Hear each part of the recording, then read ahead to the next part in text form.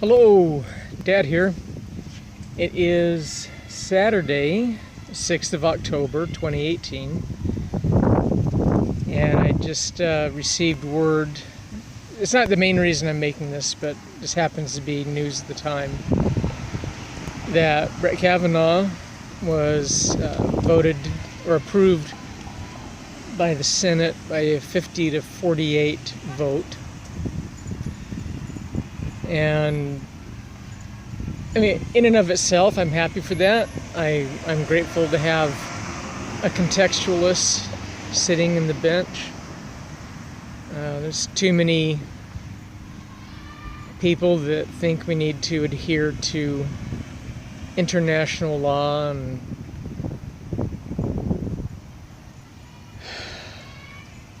virtue signaling and things like that instead of law and morality. Anyway, that's not the main thing. I wanted to actually make this a few days ago for my kids and for anybody else who wanted to spend some time with Dad. One of the things that is intriguing about this whole process of the nomination of Brett Kavanaugh to the Supreme Court, and then the pretty unbridled rhetoric. I haven't seen this kind of rhetoric in national politics for many, many decades. Really not, and that I can remember anyway, since when I was a very young person during the Vietnam War. But one of the things that seemed to differentiate this was the type of rhetoric was really geared around two basic trains of thought. And I need to preface this by saying that there are good people, and for generality's sake, I'll differentiate between, the left and the right, or the Democrats and Republicans, but obviously there's more than that. Fortunately, we're not a parliamentarian system. That would be even worse. Oh my gosh. But having said that, for the most part, I honestly do believe that there are good people on the left and the right. I believe there are people that want to do good, that want to try to make, the United States a better, kinder, freer country. And it's just the methodologies of achieving that. There's some divergent thought on. And on the left, as far as within the last, 11, 12 years or so, it goes back to a statement that was made by then President-elect Obama, that they were just essentially hours away from being able to fundamentally change the United States of America. And to me, that was very scary when I heard that. Because to fundamentally change something, it's not just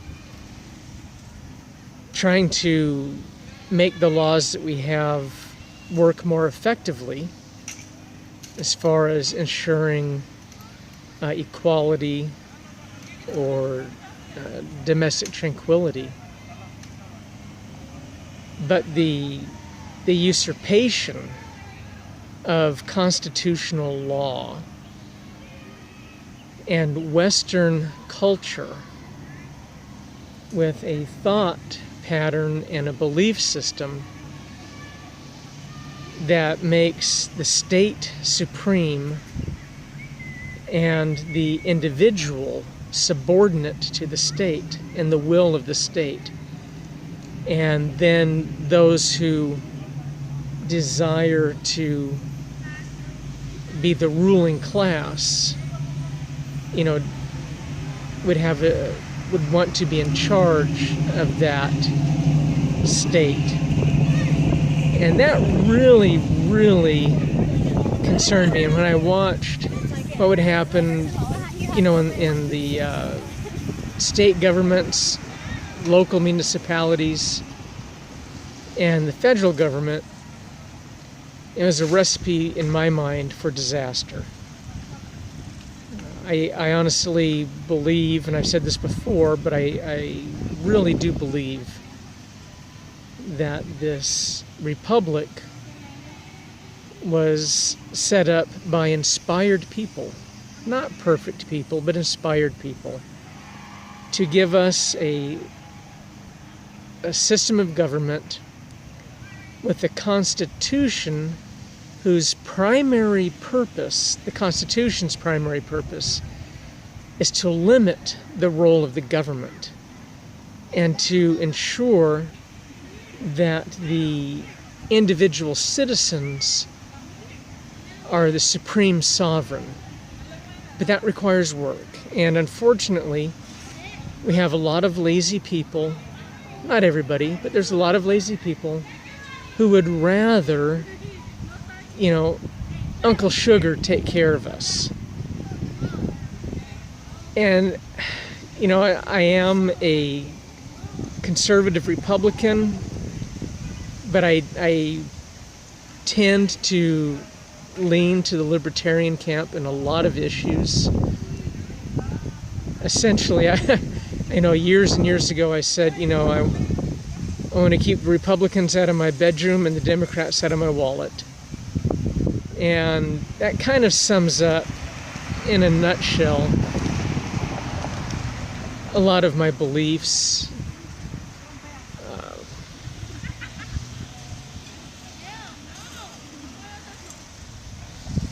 But with this, I've been watching, the news feeds, and I do get emails from both the Democratic Senatorial Congressional Committee and the Republican Senatorial Committee, and the type and tone of the emails, pretty sad. But when you both feel you're correct, you're going to get some sparks flying. One of the things that I think disturbs me the most is when thoughtful people such as Susan Collins or Jeff Flake are wanting to seriously and rationally consider information that's been given to them. The belligerent factors in each camp will consider them sellouts, or they will call them quislings. And I think thoughtful and rational reflection is not what would rise to the occasion of being called after the Mr. Quisling from pre-World War II fame. And I think it's interesting too that a lot of my civilian friends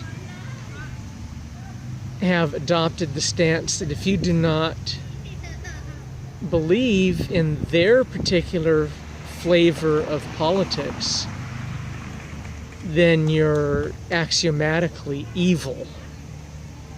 And anything that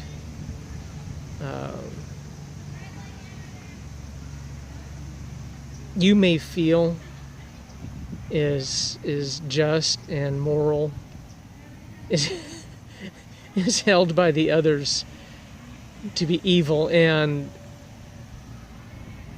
it takes a lot, in my book, to be considered evil. Stalin was evil, Jeffrey Dahmer was evil, John Wilkes Booth was evil. There's interesting. from time to time I think, the rhetoric is similar to the way it was in the late 1850s, and I hope not. I hope that the sane, rational people of the country will get out there and vote. And the trouble is, I have to admit, the trouble is a lot of times what we would consider nice people tend to be a little bit hesitant to voice their opinions about something because they're afraid of offending somebody. And that's a straw man argument also. To voice one's opinion when you're doing it in a polite manner should not be offensive to anybody that's willing to be a thoughtful participant in the process of life. And unfortunately, politics is what it is. At its base, it's about the acquisition and use of power. And how that power is used and to what end, that's the question. And I would like to see, people of goodwill on both sides of the aisle be willing to share their opinions without feeling cowed, without feeling sheepish about it, and being able to enjoy a healthy discourse and process. And it's the same way. My favorite topics of discussion are religion and politics, because they both deal with life, and they both deal with how we live life and how life is viewed and treated. And I remember as a kid, people say, polite people never discuss religion or politics. Well, to me, that's a specious argument, or a phony philosophy. Because if one does not stand up for what they believe in, then you're a quisling in my book. You're a weak-kneed individual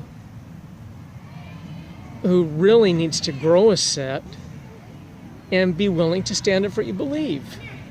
That's why we have some of the problems we have in our society. Good people have been taught that they shouldn't say anything, they shouldn't voice an opinion. If they do, then they're rude, or they're mean, or they're evil. And no, we need to get over that. We need to get over that and enjoy life, enjoy the process, have fun. I have a lot of friends that are liberals. I have a lot of acquaintances that are leftists, and some that are socialists. Granted, most of my social circle that I tend to float in tends to be more on the traditionally conservative side, definitely on the economically conservative side, and socially conservative for the most part. But we need to have friends, and where we have common ground, we need to move forward. Because I do believe as a Christian that there is more to this life than just this life. And what we do here really is just part of the process of preparing for the next phase of eternity. So anyway, it's just some thoughts, not too exciting.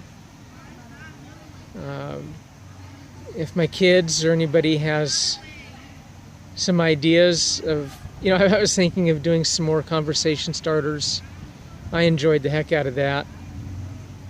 And in these little discussions, these little, chats with Dad, I try to temper my emotions, and so sometimes it might come across as a little bit droll or monotone. And that's because I'm for the purpose of tender-hearted people in my life. I don't want to get them too stirred up or sad or anything like that. Anyway, love you guys, and thank you for spending time with Dad. Bye-bye.